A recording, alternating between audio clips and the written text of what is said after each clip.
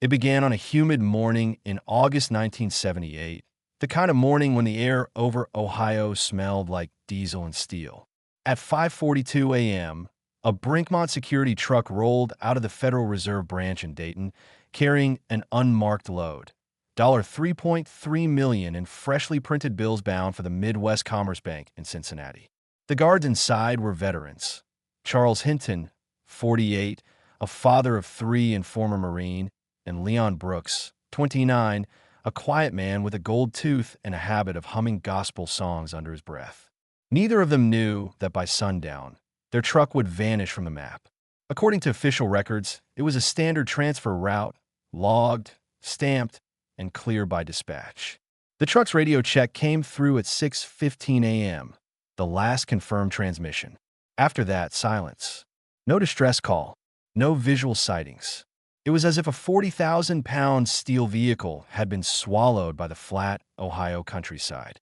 The initial investigation was clumsy and slow. Police combed through every rest stop between Dayton and Cincinnati, questioning drivers, gas station clerks, and motel owners. At 11:40 a.m., state troopers found tire marks off Route 68 leading into an abandoned quarry. Down there, half buried in gravel and dirt, the armored truck sat on its side, empty. The locks had been professionally drilled. The cash compartments gutted. There was no sign of the guards. The crime scene photographs show the truck tilted in a ditch, one door twisted open, the other ripped by tools. The ground around it was scorched, suggesting a small, controlled explosion. On the passenger seat, investigators recovered a melted wristwatch, stopped at 6:43. "Too clean," said one of the detectives later. No blood, no struggle, no panic. They knew what they were doing. Within days, the story made national headlines. $3.3 million gone in Ohio armored heist. It was the largest cash robbery in the state's history at the time. Speculation bloomed. Some blamed the mob, others thought it was an inside job. But no one could explain how 2 experienced guards disappeared without a trace. The FBI got involved on August 18th. Special Agent Raymond Dorsey took over the case. He was 52, methodical, slow-spoken, a man who believed every crime was a pattern waiting to be mapped. He brought along a new recruit, Agent David Keller, 26, eager, sometimes impulsive. Keller was the one who noticed the first real anomaly. A payphone receipt recovered from a diner near Wilmington, time-stamped 6:38 a.m., minutes after the last radio contact. The number dialed belonged to a motel room in Lexington, Kentucky, rented under a false name 2 days before. "That's not coincidence," Keller said in the report. "That's coordination." When the agents raided the room, they found it empty, but for cigarette butts, a half-drunk bottle of rye whiskey, and a stack of motel stationery. On one of the pages, faint pencil impressions were visible. Using forensic graphite lifting, they revealed a partial note. Thursday, quarry, 6:30. It was enough to confirm what Dorsey already suspected. The ambush had been planned with precision and inside knowledge. Brinkmont Security cooperated reluctantly. Their regional manager, a thick-set man named Gerald Poe, denied any employee misconduct.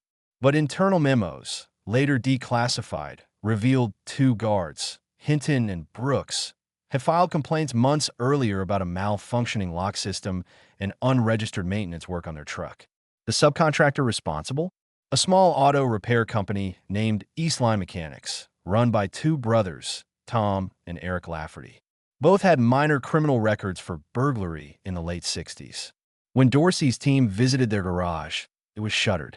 Locals said they'd left town the same week as the robbery. One neighbor recalled seeing a rented Ryder van behind their shop late at night. They were welding something, he said. Sparks all over the floor. The brothers vanished for good after that. No forwarding address, no bank records, no trace. But their mother, living in a nursing home in Toledo, received an envelope that fall. Inside was $10,000 in $100 bills, all from the missing cereal range. She never spoke to reporters, but an FBI memo notes her statement. "My boys didn't hurt nobody. They just wanted out." Months passed. Leads dried up. The case slid into cold storage under the label Brinkmont Heist, 1978, unresolved. The public moved on. But in the small town of Jamestown, 20 miles south of Dayton, the story didn't fade. Charles Hinton's widow, Margaret, became a local advocate for missing persons. Every year on August 12th, she placed 2 lanterns by the quarry gate, one for her husband, one for Leon. In 1983, on the 5th anniversary, she received an anonymous postcard. It read, "They didn't die there. Keep looking east." The handwriting was crude but familiar, slanted like Charles's own. Forensic analysis couldn't confirm a match, but the ink was traced to a rare brand of pen sold in Kentucky convenience stores. Dorsey, now retired, was called back for consultation. "Someone's playing with her," he told Keller, who had since become lead investigator on the cold case. "Or someone wants to be found." Keller reopened the file unofficially. He tracked down a retired state trooper, Glenn Park, who'd responded to the original quarry call. Park recalled a detail missing from the official record. There were 2 sets of footprints leading away from the truck. Both men, both heavy boots, and then a 3rd set joining halfway, smaller, maybe a woman. They just stopped near the tree line. No follow-up had ever been done. It was as if that part of the evidence vanished in paperwork. Keller ordered the old photographs reprocessed using new infrared techniques. In the enhanced images, faint drag marks appeared near the footprints, suggesting someone had been carrying a load. "That's not a getaway," Keller murmured. "That's a handoff." But to whom? Then, in a twist that revived the case's mythology, a former inmate in a Kentucky penitentiary contacted authorities. His name was Clyde Reeves, a mechanic who claimed he once worked with the Lafferty brothers. His statement, recorded in 1984, reads, "They told me they hit something big. Said one of the guards was in on it, but got cold feet. They buried him somewhere in the dirt hills near the quarry. The FBI excavated several sites. Nothing. No human remains. No evidence of a burial." The story was dismissed as a con, but Keller kept the transcript pinned to his wall. In the bottom corner of the page, he circled a phrase. One of the guards was in on it. Years later, Margaret Hinton would reveal something she'd never told police. The night before the heist, Charles had received a late phone call that upset him deeply. He said it was from a man he used to serve with, she recalled. Someone asking for a favor, something about helping move a shipment discreetly. That line haunted Keller. If one of the guards had been coerced or complicit, it would explain the lack of struggle. Yet, no bank records tied Hinton or Brooks to sudden wealth. Their accounts were stagnant, their families untouched. It didn't add up. By 1985, the Bureau had closed the file again. Official conclusion: funds unrecovered. Suspect presumed deceased. But under Keller's name, a handwritten note remained in the margins. Look for the letter. No one knew what that meant until years later. In 1991, a construction crew unearthed a metal box while expanding Route 68 near the old quarry. Inside were water-damaged papers, a rusted revolver, and a folded note sealed in plastic. The handwriting was shaky, almost illegible from moisture, but one line was clear. "We didn't mean for it to go that far." The initials below, Sage, the revolver's serial number, matched one registered to Charles Hinton. Forensic dating suggested the box had been buried within days of the robbery. Inside the box was also a faded photograph. 3 men standing by an armored truck, smiling, unaware of what was coming.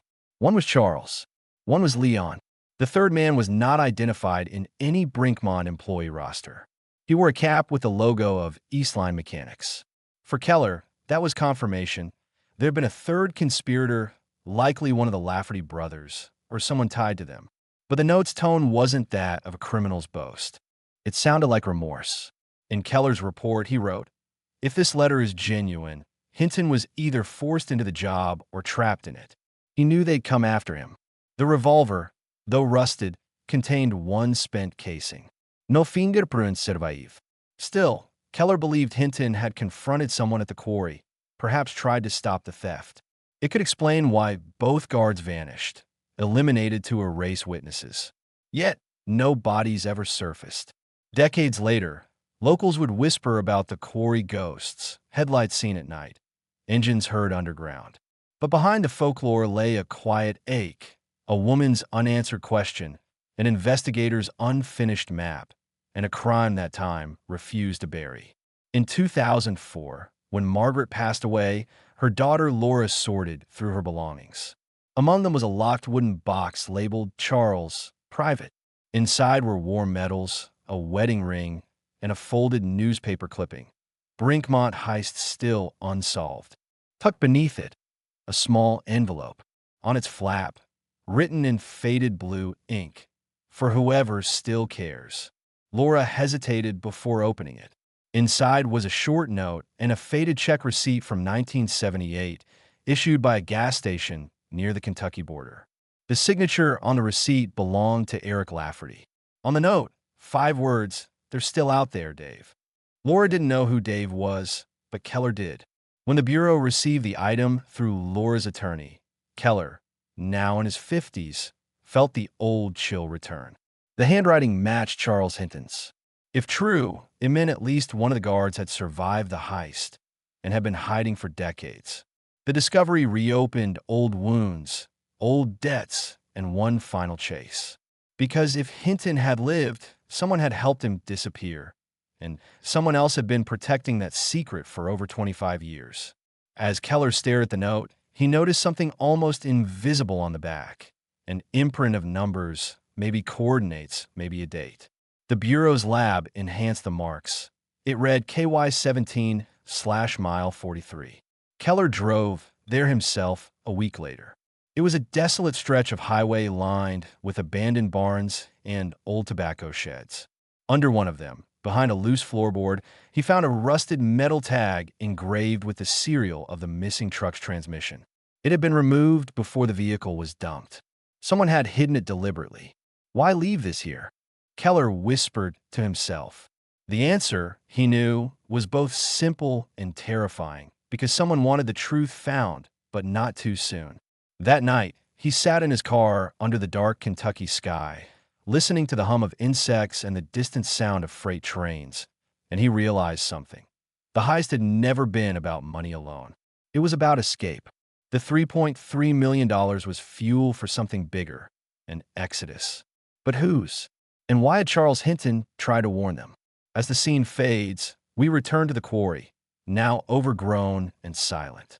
Wind stirs the grass, and the faint outline of the truck's imprint is still visible from the air, a scar on the land. Somewhere out there, in a forgotten file or a half-burned letter, lies the missing chapter of the Brinkmont heist. And after 25 years, Agent Keller is finally ready to turn that page. Because he just realized something the Bureau never did. The name on the Lexington motel registry, the one they dismissed as fake, wasn't random. It was written in code, the same way Hinton used to sign field reports in the Marines. It read, H. Black, Room 6. H for Hinton. Black for no signal. Room 6, their unit number during service. It was his mark. He had left it all along. He wanted us to find him, Keller said. But maybe not alive. The camera pans across the file labeled Brinkmont Heist, reopened. A slow fade to black. Then a single line appears on screen. In 2005, new evidence changed everything. The box recovered from the Kentucky site was only the beginning. Inside the FBI's archives in Quantico, the reopened Brinkmont Heist file began to grow thicker, page by page. Special Agent David Keller, now gray around the temples but sharper than ever, had made the case his personal obsession. For years he'd been haunted by one question. If Charles Hinton survived, why didn't he come back? The note addressed to Dave had reignited that fire. On September 19, 2005, Keller and a forensic analyst named Rachel Mendez visited the Route 68 quarry again. Using ground-penetrating radar, technology unavailable in the 1970s, they scanned the perimeter. At a depth of 9 feet, near where the footprints once vanished, the device picked up an anomaly. They dug carefully. What they unearthed was a sealed oil drum, rusted but intact. Inside were 2 skeletons, both male. Dental records later confirmed one was Leon Brooks. The other did not match Charles Hinton. It belonged to Eric Lafferty. The media exploded. Brinkmont Heist bodies found screamed the headlines. Forensic analysis showed both men had been shot in the chest at close range. Judging by decomposition and environmental data, The killings occurred the same day as the robbery. The revelation flipped the story. The Lafferty brothers hadn't gotten away. Someone else had.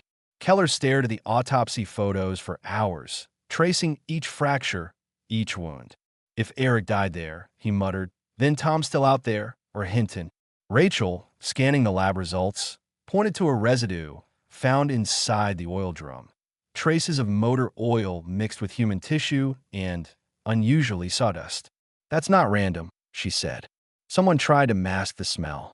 Only someone with mechanical experience would think to do that. Keller made the connection instantly. Tom Lafferty, he said, the older brother. He ran their shop. But the trail to Tom was colder than ever. No financial activity, no confirmed sightings since 1978. Yet as investigators dug deeper, they found an interesting lead in an unexpected place. A forgotten storage unit in Cincinnati rented under an alias, E. Lawson. When agents opened it, they found old car parts, boxes of receipts, and one dusty file cabinet labeled Eastline, clients 1977 to 78. Inside was a ledger listing maintenance contracts, including one signed off by Brinkmont Security for truck 742, the same truck used in the heist. In the margin, someone had written in pencil, "Swap complete, August 10th."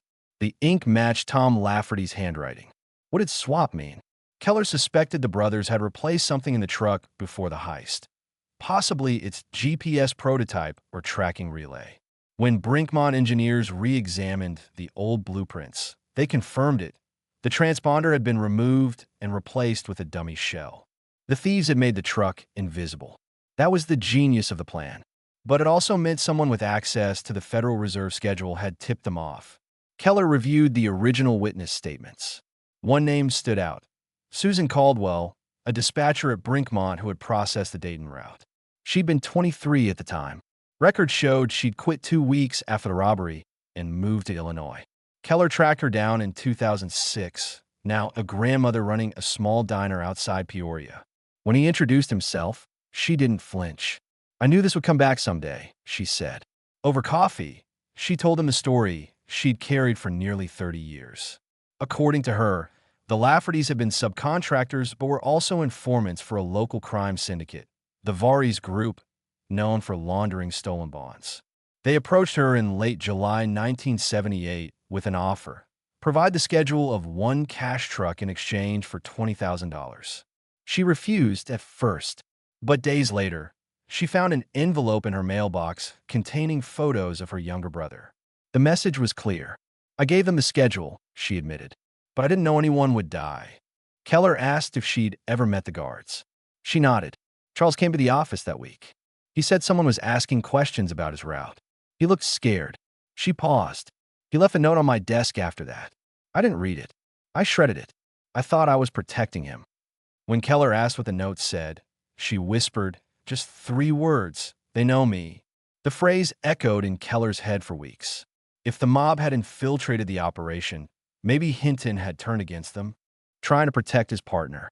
The heist could have devolved into betrayal and panic, leading to Leon and Eric's deaths. But where was Hinton?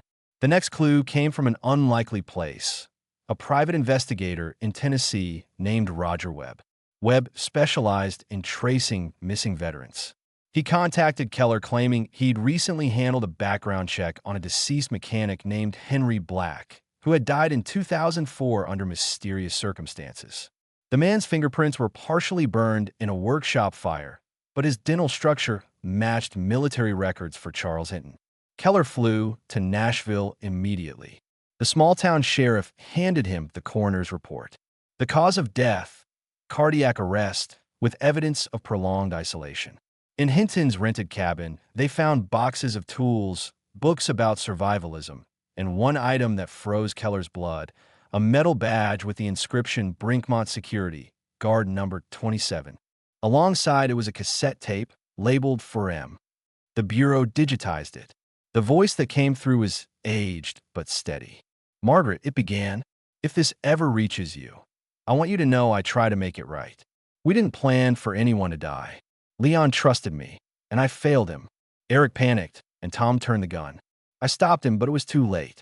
I buried them near the quarry. I kept running after that. Not because I wanted the money, but because I knew someone higher was still watching. They wanted silence. They got it. Tell Dave, follow the paper. Keller sat motionless as the recording ended. The confession confirmed nearly everything, except the identity of someone higher. He reanalyzed the financial trail. Brinkman's insurance payout for the heist had been processed through an intermediary firm named Continental Reserves Limited. On paper, it was a London-based reinsurer. In reality, it was a shell company created 6 months before the robbery. Ownership traced to a P.O. box in Chicago, registered to a man named Frank Varis, head of the Varis Group. The conspiracy went far deeper than 2 brothers and a desperate guard. It was an orchestration by organized crime, using insiders and war veterans to do their bidding. But Hinton had turned on them, and they'd erased everyone connected. Or tried to. Keller gathered the evidence and presented it to the Justice Department in 2007. A new investigation was launched, targeting the Varis Group's descendants. Several arrests followed on charges of racketeering and money laundering. Yet the $3.3 million was still missing. That is, until one final lead arrived from a hospice nurse named Claire Jenkins. She had cared for an elderly man in Lexington who went by the name Thomas Lane. Before his death, he confessed to burying money that wasn't his. He drew a shaky map of a wooded area behind an abandoned church near the Kentucky border. When Keller's team excavated the site, they found 5 metal crates wrapped in plastic and oilcloth. Inside, $2.1 million in degraded cash, all matching the missing serial numbers. The rest, they believed, had been used over the years to fund Hinton's fugitive life under the alias Henry Black. Keller stood in the cold rain as the crates were lifted onto a truck. He never ran for greed, he said softly. He ran for survival. The Bureau's report concluded that Charles Hinton had orchestrated the heist under duress, double-crossed the Lafferty brothers to prevent further deaths, and lived in hiding for 26 years. The final note in his file read, "Case closed pending additional evidence." But Keller wasn't satisfied. He believed Hinton had left one last message. The cassette had ended abruptly with the words, "Tell Dave, follow the paper." He assumed it referred to financial records. But months later, while reviewing the recovered contents of Hinton's cabin, Rachel found a bundle of old newspapers tied with twine. Every issue was from August 1978 except one, from August 12, 1979, exactly a year after the robbery. The front page showed a fire at a printing warehouse in Lexington, one owned by Continental Reserve's lawyer. Inside that paper, tucked between pages, they found a faded photograph. A child, maybe 5 years old, standing next to a man whose face was turned away, but wearing a familiar wristwatch, the same model Charles Hinton had worn. On the back was a note, "He knows now." The child's identity was confirmed through DNA as the son of Susan Caldwell, the dispatcher. Somehow, she had become entangled deeper than she admitted. Records showed she'd received monthly payments from an anonymous account tied to Varis Group fronts for over a decade. When confronted, she confessed through tears. "They made me keep tabs on Hinton. They said if I didn't, my son would disappear. I think Charles tried to protect us both." The revelation reframed Hinton not as a criminal, but as a man cornered by forces beyond his control. Keller, reading the transcript of her confession, murmured, "He carried all that guilt so they wouldn't have to." The story might have ended there, another tragic relic of the 70s, if not for one final twist. In 2010, a historian digitizing FBI case tapes noticed a discrepancy in the original 1978 recordings. During the first dispatch call from the truck, before radio silence, there was a faint background voice, barely audible beneath the static. Enhanced by modern AI audio tools, the words became clear. "East Line 6 rolling, we're good." East Line 6 was not a Brinkmont call sign. It was the Lafferty brothers' internal code from their repair shop. The implication was staggering. Someone had hijacked the communication line before the heist began. That meant the operation was compromised from the inside at a systemic level, possibly even higher than Varis. But by then, most of the primary witnesses were dead. The Bureau's official closure report framed it as a case study in mid-century organized theft, greed, coercion, and survival. Yet Keller, now approaching retirement, couldn't shake the sense that the full truth was still buried. In his personal journal, discovered after his death in 2015, he wrote, "I think Hinton left the rest of the money somewhere symbolic. He wanted it found by the right person." That theory proved eerily accurate. In 2019, a family renovating an old farmhouse outside Jamestown unearthed a locked safe beneath the floorboards. Inside were waterlogged bills totaling $100,000, a dog tag reading C. Hinton, and a small metal plaque engraved, "For Leon." The discovery reignited public fascination. Documentaries, podcasts, and books followed, each claiming to hold the final truth. But the truth was simpler and sadder. Charles Hinton had spent half his life running from men who had long since forgotten him, haunted by the accident that turned a robbery into murder. He left money as monuments to the people he failed, and in doing so, he became the ghost of the Brinkmont heist. Today, the quarry is filled in, overgrown with weeds and graffiti. A small roadside plaque marks the site, in memory of Charles Hinton and Leon Brooks, men lost to time. Visitors sometimes leave old bills or dog tags. At night, locals say they still hear an engine humming below the soil. Whether it's wind or memory, no one knows. But one thing remains clear: the $3.3 million robbery was never just about money. It was about choices made under pressure, about guilt heavier than cash, and about how one man's attempt to right a wrong became a story whispered across generations. Keller once said, "Justice doesn't always mean punishment. Sometimes it's simply remembering who was forgotten." And maybe that's all that's left. Because the last piece of evidence recovered from Hinton's cabin, found years later in an overlooked envelope, was a single Polaroid showing two men laughing beside a dusty armored truck. On the back, in the same faded hand, "If they ever ask, tell them we were trying to go home." The case remains technically closed, but in archives and small-town diners across Ohio, people still debate what really happened that August morning in 1978. Some believe Hinton made it out clean and started over. Others think he died that same day, and everything after was an illusion built by guilt. But perhaps the truth lies somewhere between: a man who lived long enough to bury his sins, but not long enough to escape them. As the screen fades to black, the narrator's voice returns, calm but heavy. The Brinkmont heist changed everything we thought we knew about loyalty, corruption, and redemption. Sometimes the hardest crimes to solve aren't the ones hidden in files, but the ones buried in the human heart. What do you think? Was justice ever truly served? Leave your thoughts in the comments below.